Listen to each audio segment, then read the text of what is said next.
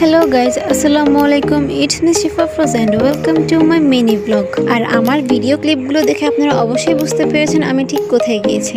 হ্যাঁ, আপনারা ঠিকই ধরেছেন, আমি আজ চলে গিয়েছি চিলেকোঠায়। আর এই চিলেকোঠা রেস্টুরেন্টটা আসলেই অনেক সুন্দর এবং কি এখানকার খাবারগুলোও অনেক মজা। আমরা এখানে গিয়েছিলাম ঠিক বিকাল টাইমে। দিনের বেলা দেখতে রেস্টুরেন্টটা একরকম সুন্দর লাগে এবং কি রাতের বেলা দেখতে অন্যরকম সুন্দর লাগে। আর এই রেস্টুরেন্টটা তারা মোটামুটি একটা গ্রামীণ লুক আনার চেষ্টা করেছে। আর এই যে দেখতে দেখতে হয়ে গেল রাত, আর রাতের সময় এই রেস্টুরেন্টটা দেখতে অনেক সুন্দর লাগে। আর শীতের সময় আসলে তো আর কোনো কথাই নেই। এই যে তারা আগুন পোহানোর জন্য একটা আগুন জ্বালিয়ে দিল।